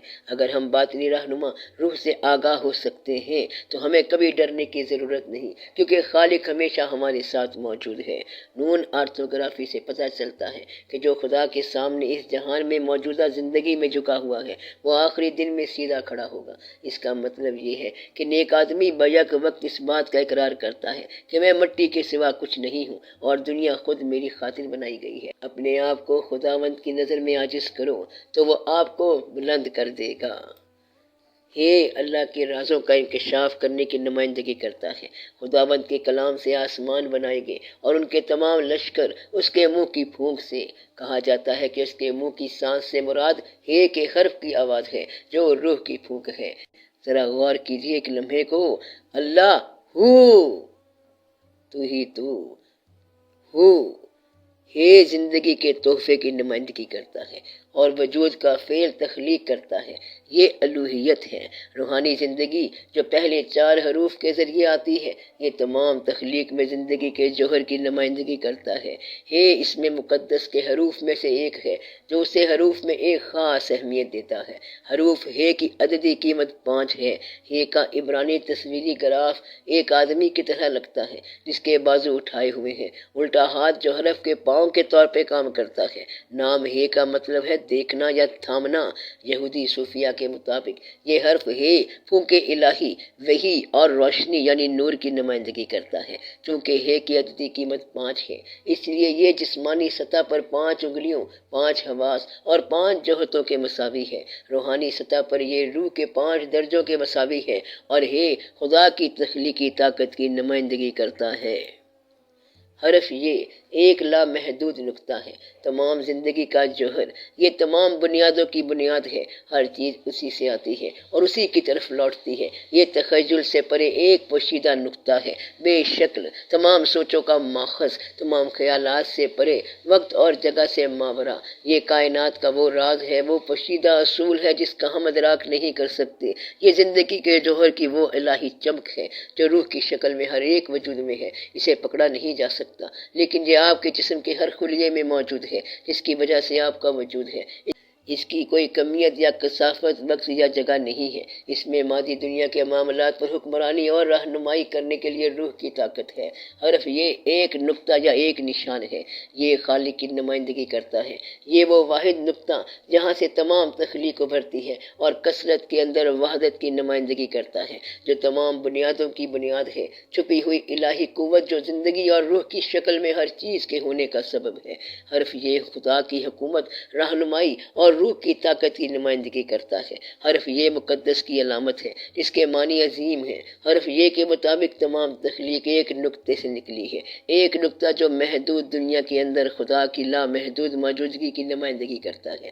جیسا کہ حرف یہ کثرت کے اندر اتحاد کے نظریے کی نمائندگی کرتا ہے، ایک ایسا مکمل وجود جو حصوں پر مشتمل ہے۔ جیسا کہ ہم دیکھتے ہیں یہ ایک نقطہ ہے لیکن اس کی قیمت 10 ہے۔ یہ ہمیں دکھاتا ہے کہ ایک برتن بنانے کے لیے ریت کے بہت سے ذرے استعمال ہوتے ہیں، کئی صفحات ایک کتاب بناتے ہیں، پانی کے کئی قطرے سمندر بناتے ہیں۔ دنیا میں بہت سے واقعات ہیں لیکن وہ سب ایک خدا کی طرف سے ہیں، کامل اور ناقابل تقسیم۔ سورج میں کثرت وحدت کی طرف لوٹتی ہے۔ یہودی صوفیانہ روایت میں حرف یہ ایک ایسے نقطے کی نمائندگی کرتا ہے جو روشنی کا، نور کا اور توانائی کا ایک الہی نقطہ ہے۔ حرف یہ کو دوسرے تمام حروف بنانے کے لیے استعمال کیا جاتا ہے، اور چونکہ خدا حروف کو تخلیق کی بنیاد کے طور پہ استعمال کرتا ہے، اس لیے حرف یہ خدا کی ہماگیریت کی نشاندہی کرتا ہے۔ اس لیے حرف یہ کو ہر چیز میں خدا کی موجودگی کا نقطۂ آغاز سمجھا جاتا ہے، ہر چیز میں روح کی چنگاری۔ تو حروف مقطعات کے سنسکرت اور عبرانی معنوں کے بعد فائنلی اب ہم ان 14 مقطعات حروف کے مفہوم عربی قرآنی زبان کے مطابق ان صورتوں کے حساب سے سمجھنے کی کوشش کرتے ہیں جن صورتوں میں یہ حروف آئے، اور یہ غور کرتے ہیں کہ یہ حروف کس مقصد سے اور کس طرف نشاندہی کرنے کے لیے استعمال کیے گئے ہیں۔ الف لام میم، کل طاقت اور رہنما، خدا کی وحدانیت کے ناقابل فہم اسرار کی طرف اشارہ، مالک کل، رب کائنات، خالق کی وحدانیت کی طرف اشارہ، کوئی چیز اس سے الگ نہیں اور وہ خالق ہر تخلیق کا سرچشمہ ہے، کائنات کی تخلیق کو ظاہر کرتا ہے۔ الف ابتدا اور حتمی حقیقت کی لازمی علامت ہے جس کے بارے میں بات نہیں کی جا سکتی، وہ بے وقت، بے جگہ اور ہر وقت ہر جگہ موجود ہے۔ الف وہ ہے جسے تقسیم نہیں کیا جا سکتا، انسانی سمجھ سے باہر کمال کی نمائندگی کرتا ہے۔ الف کا ایک ہاتھ عالم امر اور دوسرا ہاتھ عالم خلق، جو خالق کائنات کے پوشیدہ اور لامحدود پہلو کی نمائندگی کرتے ہیں۔ الف ایک ہے، ایک اور واحد خدا کی طرف اشارہ کرتا ہے جو کائنات کا مالک ہے۔ لام، حرف لام اتھارٹی کی نمائندگی کرتا ہے۔ لام جڑ لامات سے آیا ہے جس کا مطلب ہے سیکھنا یا سکھانا۔ لام اور قلب علم کا مطلب ہے ایک دل جو علم کو سمجھتا ہے۔ لام کا حذف قلبی علم یعنی روحانی باطنی علم ہے۔ لام کا لفظی ترجمہ سیکھنے کے لفظ کے طور پہ کیا جاتا ہے، اور لاٹھی یعنی اتھارٹی بھی۔ لام دل اور روح کی نمائندگی کرتا ہے، صرف دماغ کی ہی نہیں۔ لام اشارہ کرتا ہے کہ روحانی تعلیم انسانی وجود کا دل ہے۔ زندگی میں انسان کا مقصد روحانی تعلیمات کو سیکھنا اور اس کا اظہار کرنا اور زندگی کی ہر سانس کے ساتھ عمل کرنا ہے۔ لام زندگی کے درخت کے دونوں کناروں سے یعنی ازل سے ابد تک نیچے اترنے والی توانائی کی طاقت ہے۔ لام زندگی کی ہر چیز سے سیکھنا سکھاتا ہے۔ یہ لام زندگی کی ہر چیز سے سیکھنا سکھاتا ہے، یہ تخلیق کار کی مرضی سے ہم آہنگ ہونا سیکھنے کا عمل ہے۔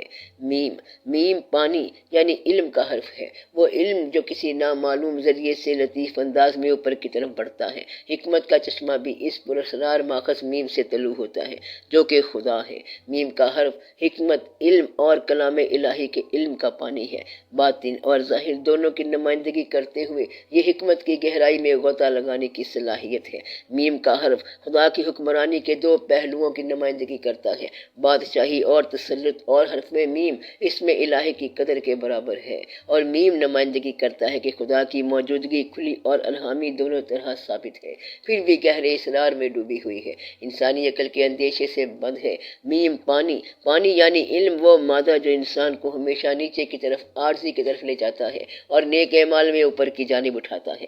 روایتی طور پہ میم کے متعدد متعلقہ معنی ہیں: پانی، لوگ، قومیں، زبانیں، رواج، تاریخ، ماضی، حال، مستقبل، واقعات اور حالات۔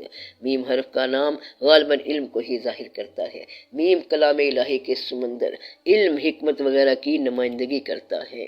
تو الف، وہ ایک واحد خالق کائنات، قادر مطلق، عالم امر اور عالم خلق کا مالک، ہر ظاہر اور پوشیدہ کو جاننے والا، کائنات کی ابتدا اور انتہا کا مالک، زندگی دینے والا، موت دینے والا، عزت دینے والا، ذلت دینے والا، رزق دینے والا، پناہ دینے والا، مٹا دینے والا۔ لام کی جس کا حکم ہر جگہ نافذ ہے، جس کی اتھارٹی، جس کا اختیار ہر ایک پہ ہے، کوئی اس کے اختیار سے باہر نہیں، ہر ایک اس کا محتاج ہے، جو انسان کو دیکھنے، سننے، سمجھنے کی قوت عطا کرتا ہے، جو ہر ظاہر اور باطن پہ مکمل چھایا ہوا ہے، جس نے اپنے فرشتوں کے ذریعے، اپنے رسولوں کے ذریعے اپنا الہامی پیغام اپنی مخلوق تک بھیجا۔ یہ وہی رب کائنات ہے جس نے موسیٰ علیہ السلام کو بنی اسرائیل کی طرف بھیجا۔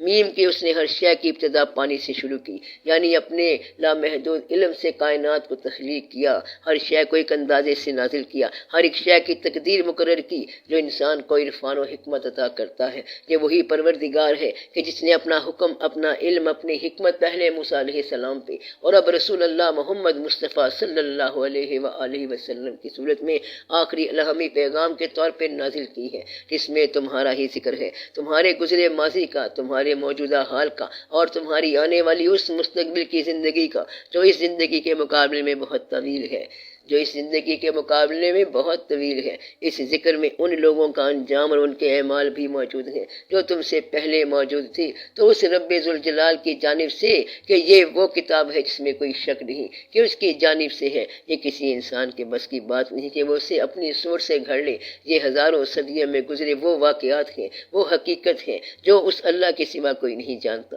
جو اس نے تمہیں سیدھی راہ دکھانے کے لیے اپنے چنے ہوئے رسول کے ذریعے تم تک پہنچا دیے۔ یہ کلام اسی کی رہنمائی کرتا ہے جو پرہیزگار ہے، جو ڈرتا ہے اللہ سے۔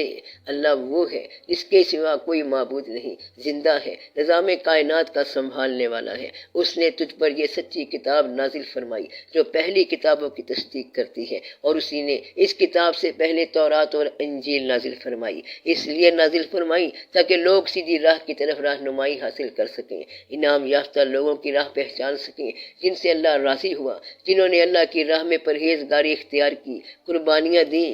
تو کیا لوگ خیال کرتے ہیں یہ کہنے سے کہ ہم ایمان لائے ہیں چھوڑ دیے جائیں گے اور ان کی آزمائش نہیں کی جائے گی؟ تمہاری یاد دہانی کے لیے تورات، انجیل، قرآن اور آسمانی صحیفے بھیجے گئے، اس لیے کہ تم لوگ آزمائش سے آگاہ رہو، اور جو لوگ ان سے پہلے گزر چکے ہیں ہم نے انہیں بھی آزمایا تھا، سو اللہ انہیں ضرور معلوم کرے گا جو سچے ہیں اور ان کو بھی جو جھوٹے ہیں۔ الف، تو وہ اللہ جو ہر ظاہر اور چھپے کا جاننے والا ہے۔ لام، وہ اللہ جو قادر مطلق ہے، جس کا اختیار آسمانوں اور زمین پر ہے، جو ہر حال، ماضی اور مستقبل اور ہر طرح کے غیب سے واقف ہے۔ میم، جس کے علم میں ہر شے ہے، وہ جس نے ہر چیز کو اپنے علم سے تخلیق کر دیا، جو ہر ہونے والے واقعے کو جانتا ہے، کہ وہ قوم جو تم سے زور میں، دولت میں آگے تھی اور جس کی ہار کا تم تصور بھی نہیں کر سکتے تھے، وہ قوم روم مغلوب ہو گئے، تو حق ثابت ہو گیا کہ کہ یہ نشانیاں حکمت والی کتاب سے ہیں جو نیک کردار لوگوں کے لیے ہدایت اور رحمت ہے، اور جو لوگ گمراہ لوگ ہیں وہ جانتے ہوئے بھی انجان بنے بیٹھے ہیں، وہ جو علم رکھتے ہوئے بھی جان بوجھ کر بے علم ہوئے بیٹھے ہیں، وہ لوگ جو خدا کے اس کلام سے، اس قرآن سے انکاری بنے بیٹھے ہیں کہ جن پر خود اس کلام سے پہلے تورات اور انجیل کی شکل میں الہامی پیغام پہنچا، اور جس میں واضح لکھا ہے کہ الف وہ ایک واحد خالق کائنات، قادر مطلق، عالم امر اور عالم خلق کا مالک، ہر ظاہر اور پوشیدہ کو جاننے والا، کائنات کی ابتدا اور انتہا کا مالک، زندگی دینے والا، موت دینے والا، عزت دینے والا، ذلت دینے والا، رزق دینے والا، بنا دینے والا، مٹا دینے والا، لام کہ جس کا حکم ہر جگہ نافذ ہے، جس کی اتھارٹی، جس کا اختیار ہر ایک پہ ہے، کوئی اس کے اختیار سے باہر نہیں، ہر ایک اس کا محتاج ہے، جو انسان کو دیکھنے، سننے، سمجھنے کی قوت عطا کرتا ہے، جو ہر ظاہر اور باطن پہ مکمل چھایا ہوا ہے، جس نے اپنے فرشتوں کے ذریعے، اپنے رسولوں کے ذریعے اپنا الہامی پیغام اپنی مخلوق تک بھیجا۔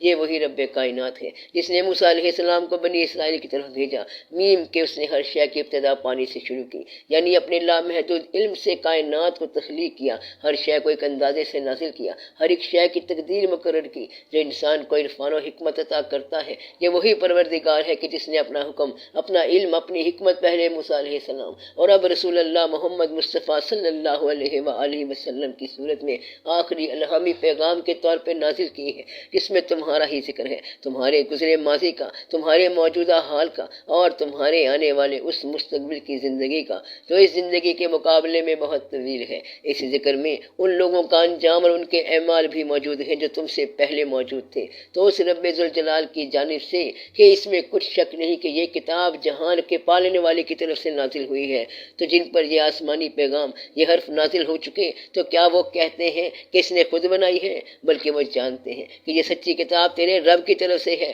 تاکہ تو اس قوم کو یاد کروا دے جو اپنی حقیقت بھلائے بیٹھے ہیں، جن کے پاس تجھ سے پہلے کوئی ڈرانے والا نہیں آیا، تاکہ وہ راہ پر آئیں۔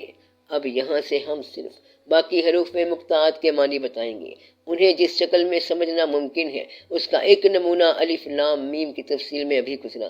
باقی حروف کے معنی جانیے، ان کا سورت سے کیا تعلق ہے، کس واقعے کی طرف اشارہ ہے، اور اسی ترتیب کے ساتھ سمجھنے کی کوشش کیجیے۔ تو اگلے حروف ہے میم۔ ہے زندگی کا حرف ہے، یہ کا ابجدی عدد 8 ہے جو فضل کا عدد بھی ہے اور حکمت کا عدد بھی۔ یہ لامحدود امکانات کی نمائندگی کرتا ہے، یہ غیر متفاوت مادہ اور توانائی ہے جس میں وہ تمام امکانات موجود ہیں جو وجود میں آ سکتے ہیں۔ یہ انسان کی فطرت سے آگے بڑھنے اور بڑھانے کی صلاحیت کی نشاندہی کرتا ہے، اس کا تعلق روح سے ہے۔ یہ انتخاب کی طاقت کی نمائندگی کرتا ہے جو روح کی طرف سے دی جاتی ہے، اور ساتھ ہی دلکش اور فضل کی خصوصیات جو روح سے پیدا ہوتی ہیں۔ یہ اعلیٰ سطح میں داخل ہونے، کسی کی روح کے اسرار میں داخل ہونے اور پھر دنیاوی شعور کی طرف لوٹنے کی طاقت رکھتا ہے۔ ایک ہی قدیم شکل جو حدود سے باہر جانے کی صلاحیت کو ظاہر کرتی ہے، اور 8 کے عدد کے طور پہ یہ فطرت سے ماورا ہونے کی بھی نشاندہی کرتا ہے۔ فطرت سے باہر نکلنا، روحانی ادراک حاصل کرنا انسان کا جوہر ہے۔ یہ نبوت اور حکمت کے لفظ میں بھی ہے۔ میم کے معنی پر بیان ہو چکے ہیں، آپ وہاں سے دوبارہ دیکھ سکتے ہیں۔ الف اور لام کے معنی اوپر بیان ہو چکے ہیں، آپ وہاں سے دوبارہ دیکھ سکتے ہیں۔ رے، رے کا مطلب ہے سر، یعنی راز، رہنما اور آغاز۔ حرف رے خالق کی اولیت، وحدانیت اور ابدیت کا اظہار کرتا ہے، اور رے لامحدود کی نمائندگی کرتا ہے۔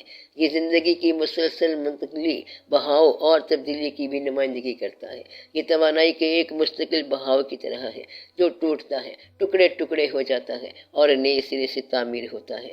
رے کا تعلق روحانی ڈی این اے سے بھی ہے، جس کا مقصد ہمیں زندگی میں دریافت کرنا ہے۔ اس میں زندگی کی ابتدا سے لے کر زندگی کی انتہا تک کے راز پوشیدہ ہیں۔ کاف روحانی ممکنہ صلاحیت کی پوشیدہ طاقت کو ظہور میں لانے کے لیے قابل بناتا ہے۔ کاف کے لغوی معنی ہاتھ کی ہتھیلی یا کھجور کے ہیں، اور ہم خدا کا تصور کرتے ہیں کہ اس کی ہتھیلیاں یا ہاتھ ہم پر ہے، یعنی اس کی رہنمائی ہمارے ساتھ ہے، کیونکہ یہ کاف کی علامت جسمانی دنیا میں ظاہر ہونے کے لیے اندر موجود روح کی پوشیدہ طاقت کو بلانے کی تجویز کرتی ہے۔ کاف لفظ کا مطلب ہے روحانی توجہ اور ارتکاز۔ اس لفظ کی جڑ کا مطلب ہے مقصد۔ کاف روحانیت میں ایک کلیدی تصور تصور ہے جو تجویز کرتا ہے کہ آپ کو اپنے ذہن کو ان تمام چیزوں سے دور کرنا چاہیے جو پریشان کن ہے، اور اپنے آپ کو الہی حضوری کے سامنے براہ راست کھڑے ہونے کا تصور کرنا چاہیے۔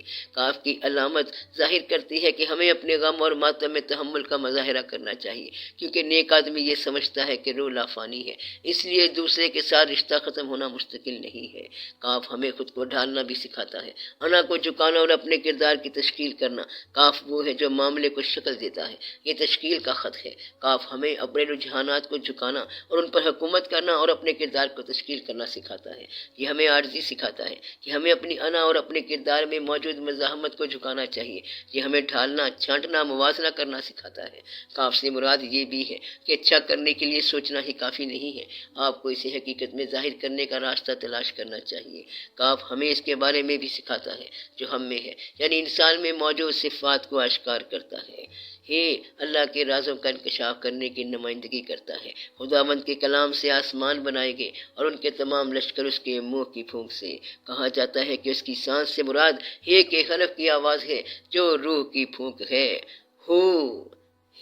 اس میں مقدس کے حروف میں سے ایک ہے جو اسے حروف میں خاص اہمیت دیتا ہے۔ حرف کا مطلب ہے دیکھنا، قائم کرنا یا تھامنا۔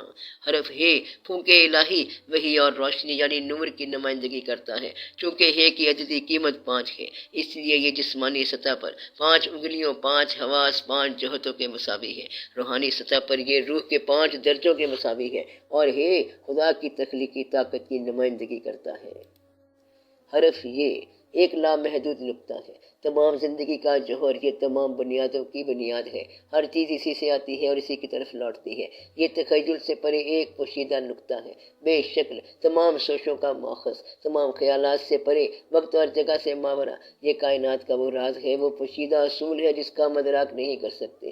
یہ زندگی کے جوہر کی وہ الہی چمک ہے جو روح کی شکل میں ہر ایک وجود میں ہے۔ اسے پکڑا نہیں جا سکتا، لیکن یہ آپ کے جسم کے ہر خلیے میں موجود ہے، جس کی وجہ سے آپ کا وجود، اس کی کوئی کمیت یا کثافت وقت یا جگہ نہیں ہے۔ اس میں مادی دنیا کے معاملات پر حکمرانی اور رہنمائی کرنے کے لیے روح کی طاقت ہے۔ حرف یہ ایک لفظ یا ایک نشان ہے، یہ خالق کی نمائندگی کرتا ہے۔ یہ وہ واحد نقطہ جہاں سے تمام تخلیق ابھرتی ہے اور کثرت کے اندر وحدت کی نمائندگی کرتا ہے۔ چھپی ہوئی الہی قوت جو زندگی اور روح کی شکل میں ہر چیز کے ہونے کا سبب بنتی ہے۔ حرف کے مطابق تمام تخلیق ایک نقطے سے نکلی ہے، ایک نقطہ جو محدود دنیا کے اندر خدا کی لامحدود موجودگی کی نمائندگی کرتا ہے۔ حرف ایک ایسے نقطے کی نمائندگی کرتا ہے جو روشنی کا، نور کا اور توانائی کا ایک الہی نقطہ ہے۔ خدا حروف کو تخلیق کی بنیاد کے طور پر استعمال کرتا ہے، اس لیے حرف خدا کی ہمہ گیریت کی نشاندہی کرتا ہے۔ اس لیے حرف کو ہر چیز میں خدا کی موجودگی کا نقطہ آغاز سمجھا جاتا ہے۔ حرف عین کا مطلب ہے آنکھ، دیکھنا اور توسیع کے لحاظ سے سمجھنا اور اطاعت کرنا۔ عین یعنی اولین روشنی کی نمائندگی کرتا ہے، یعنی خدا کی روحانی روشنی۔ یہ الہی روشنی سورج اور ستاروں سے نکلنے والی روشنی سے کہیں زیادہ ہے، اگرچہ کلام اللہ میں پوشیدہ ہے۔ روحانی آنکھ اس چمک کی موجودگی کو دیکھ سکتی ہے، لیکن صرف خدا کی طرف سے دی ہوئی باطنی آنکھ کے ذریعے۔ عین وقت، گھنٹے، مستقبل، ماضی، لمحہ، ابدیت اور ویژن سے وابستہ الفاظ کی ایک بڑی تعداد میں شامل ہے۔ وہ ویژن ہے، یہ ہمیں ہماری زندگی میں وجہ اور اثر کو سمجھنا سکھاتا ہے۔ ماضی کے اعمال کس طرح مستقبل کے نتائج کا باعث بنتے ہیں اور مستقبل کے لیے کیسے سوچنا ہے۔ عین ہدایت کرتا ہے کہ اپنی آنکھیں کھولیں۔ جسمانی سے ماورا دیکھنے کے لیے عین کا مقصد ہمیں اندھیرے سے روشنی کی طرف لے جانا ہے۔ یہ ہم پر زور دیتا ہے کہ ہم حدود کی دیواروں کو توڑ دیں تاکہ وہ دیکھیں جو ابھی تک ہمیں نظر نہیں آیا۔ ایک شخص کو ایک چھوٹی دنیا یعنی عالم صغیر بھی کہا جاتا ہے۔ آنکھ باہر کی دنیا کی عکاسی کرتی ہے اور اندر کی دنیا کو ظاہر کرتی ہے۔ ایک شخص کا نقطہ نظر اس کے اندرونی کردار کو ظاہر کرتا ہے۔ آنکھ جسم کا نور ہے، لہٰذا اگر آپ کی آنکھ صحت مند ہے تو آپ کا سارا جسم روشنی سے بھر جائے گا، لیکن اگر آپ کی آنکھ بری ہے تو آپ کا سارا جسم تاریکی سے بھر جائے گا۔ حرف صاد کو وہ صادق ہستی بھی کہہ سکتے ہیں جو آسمان کی طرف اٹھائے گئے ہاتھ یا خدا کے روح کی نمائندگی کرتا ہے۔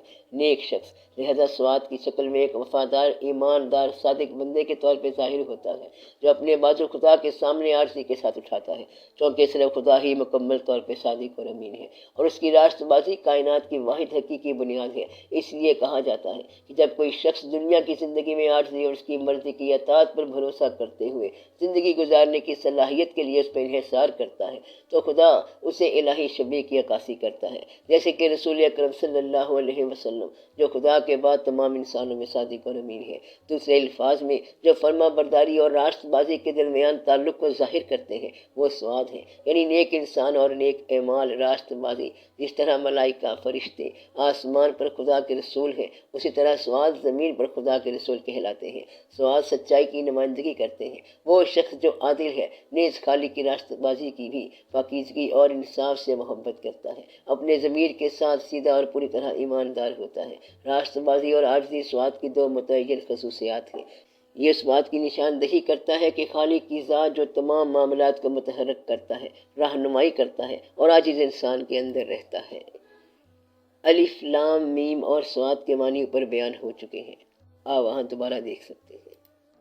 تو ان تمام مخلوقات میں اچھائی کی علامت ہے۔ اس کا تعلق پاکیزگی سے ہے جو ہمیں اچھائی کا انتخاب کرنا سکھاتا ہے، اور یہ احساس بھی کہ آزمائش کے اندر بھی بھلائی چھپی ہوئی ہے۔ کائنات میں جو کچھ اچھا ہے اس کا سرچشمہ خدا ہے، چونکہ وہ حتمی حقیقت اور سب کا خالق ہے۔ وہی ہے جو بالآخر انسانیت کے اچھے اور آفات دونوں کے معاملات کو کنٹرول کرتا ہے۔ اس میں مخلوق کے لیے مہربانی اور رحم اور یہ اصول شامل ہے کہ ہر چیز ابدی ہے اور کچھ بھی کبھی ضائع نہیں ہوتا۔ اگر روح جھکنے سے انکار کر دیتی ہے اور بغاوت کرنے کی بجائے اندرونی زندگی سام کی علامت یعنی شیطان کی خصوصیات کو اپنا لے گی، اگر وہ شخص خود مختاری کے اندر اندرونی احساس پہ بھروسہ کرتے ہوئے اپنے لیے جینے کا انتخاب کرتا ہے تو وہ شیطان کی تقدیر میں شریک ہوگا اور مٹی کھائے گا یا گوشت کا سامان۔ توئے میں مخلوق کے لیے اپنے پروردگار کی مہربانی اور رحمت شامل ہے۔ یہ ہمیں اچھے اور برے میں تمیز کرنا سکھاتا ہے اور صاف اور پاک کرنے کے لیے اچھائی کا انتخاب کر کے اور اس طرح وہ کام کرنا جو ناممکن ہے اس برے کام کو مٹانا سکھاتا ہے۔ سین کائنات میں خدا کے جلال کے لامتناہی اور کائنات میں ہمیشہ چکر کاٹنے والے اسپیرل کی نمائندگی کرتا ہے۔ اس چکر یعنی اس مدار کی گردش کا اشارہ یعنی ہر شے اللہ کے حکم سے حرکت میں ہے، یعنی اس کی تسبیح بیان کر رہی ہے۔ سین وہ حرف بھی ہے جو اس بات کی نشاندہی کرتا ہے کہ خدا کی ہماگیریت ہمارا سہارا اور پناہ گاہ ہے۔ خدا اپنی مخلوق کی حمایت میں سرگرم ہے۔ دنیا میں خدا کی ہماگیر موجودگی کی روشنی میں سین حمایت، تحفظ اور یادداشت کی علامت ہے۔ اس کا مطلب ہے جھکنا، حمایت کرنا، برقرار رکھنا۔ اس کا دائرہ خالق کو ظاہر کرتا ہے اور اس کا باطن اس کی تخلیق کو ظاہر کرتا ہے۔ سین سکھاتا ہے کہ خالق کو جاننے کے لیے ہمیں اپنی محدود ذات سے باہر نکلنا ہوگا، جو کچھ ہم جانتے ہیں، اور جسمانی حدود سے باہر نکلنا ہوگا تاکہ ہم اپنے ضروری باطن سے رابطہ کر سکیں۔ ہمیں بھرنے کے لیے خود کو خالی کرنا چاہیے۔ سین ہمیں سکھاتا ہے کہ ایک بار جب ہم نے خود کو تمام منفیات اور بگاڑ سے پاک کرنا سیکھ لیا، انا پر قابو پا لیا، سچی عاجزی پائی اور اپنی روح کی اندرونی آواز کو سننا سیکھ لیا تو ہم خود بخود محفوظ سہارا اور مدد حاصل کر لیتے ہیں۔ میم کے معنی پر بیان ہو چکے ہیں، آپ وہاں دوبارہ دیکھ سکتے ہیں۔ الف لام میم اور رے کے معنی بیان ہو چکے ہیں۔ ہے، میم، عین اور سین کے معنی بیان ہو چکے ہیں۔ حرف کاف جسے عبرانی قوف یا قاف بھی کہا جاتا ہے، اس کا مطلب سر کا پچھلا حصہ یعنی کہ راز کا خفی ہونا، راز کا خفی کا مقام، اور سر کا پچھلا حصہ یعنی ہیڈ یعنی کہ یادداشت کی جگہ یا سوئی کی آنکھ ہے۔ کاف انسان کے لیے اس تقاضے کی نشاندہی کرتا ہے کہ وہ اپنی خالصتاً حیوانی فطرت پر قابو پائے اور اس خالق کی شبیہ کی تقلید کرے جس میں وہ بنایا گیا ہے۔ اپنی حقیقی روحانی فطرت کا ادراک محض جسمانی سے ہٹ کر کرتا ہے۔ کاف واحد حرف ہے جو دوسرے حروف کی لکیر کے نیچے پھیلا ہوا ہے، جو نچلی دنیا میں نزول کی نشاندہی کرتا ہے لیکن وہاں سے اوپر چڑھنے کی صلاحیت بھی رکھتا ہے۔ کاف فطرت کے تمام مداروں، بدلتے موسموں، ماہانہ اور سالانہ گردش کی نمائندگی کرتا ہے۔ یہ زندگی کی مسلسل حرکت، گردش اور تبدیلی ہے۔ یہ اس بات کی بھی نمائندگی کرتا ہے کہ زندگی کی ان گردشوں کے ذریعے جو ہم دیکھتے ہیں، ارتقاء، ترقی، تبدیلی، مصائب، خوشی، زندگی کا تجربہ، ہم اپنی حقیقی روحانی فطرت کو ارتقاء اور اس کا ادراک کرنے کے لیے مسلسل کام میں لگے ہوئے ہیں۔ سواد کے معنی بیان ہو چکے ہیں۔ توئیں اور ہے کے معنی بیان ہو چکے ہیں۔ توئیں اور سین کے معنی بیان ہو گئے۔ یہ اور سین کے معنی بیان ہو گئے۔ کاف کے معنی بیان ہو گئے۔ حرف نون کا مطلب ہے مچھلی، تحریک اور زندگی کی علامت، ایک ایسا حرف جو آزادی اور زندگی کی نمائندگی کرتا ہے۔ نون عارضی، وفاداری، روح اور ظہور کی علامت ہے، یہ روح کی نمائندگی کرتا ہے۔ آسمانی چنگاری جسم کے زمینی برتن میں رکھی ہوئی ہے۔ نون کا مطلب حکمت کے راز بھی ہے۔ نون مسلسل موجودگی اور روح کی عارضی کی طرف اشارہ کرتا ہے۔ روح خاموش، جھکی ہوئی اور عاجز ہے، مسلسل روشنی دیتی ہے لیکن چھپی رہتی ہے۔ نون گائیڈ کرتا ہے، خالق کی مرضی کے پابند ہونے کے لیے، نہ کہ اپنے ذاتی انا پرست طریقے سے زندگی گزارنے کے لیے۔ نون جسم کے درمیان تعلق کو ظاہر کرتا ہے جو غیر مستقل ہے، اور روح جو کبھی نہیں مرتی ہے۔ یہ ہمیں وقت اور جگہ کی نوعیت کے بارے میں سکھاتا ہے۔ نون حرف کے مطابق جو خدا کے سامنے اس جہان میں موجودہ زندگی میں جھکا ہے وہ آخری دن سیدھا کھڑا ہوگا۔ اس کا مطلب ہے کہ اپنے آپ کو خداوند کی نظر میں عاجز کرو تو وہ آپ کو بلند کر دے گا۔ تو سب کا بھلا، سب کے خیر، جیتے رہے بہن بھائیوں، بیٹے بیٹیوں، فی امان اللہ۔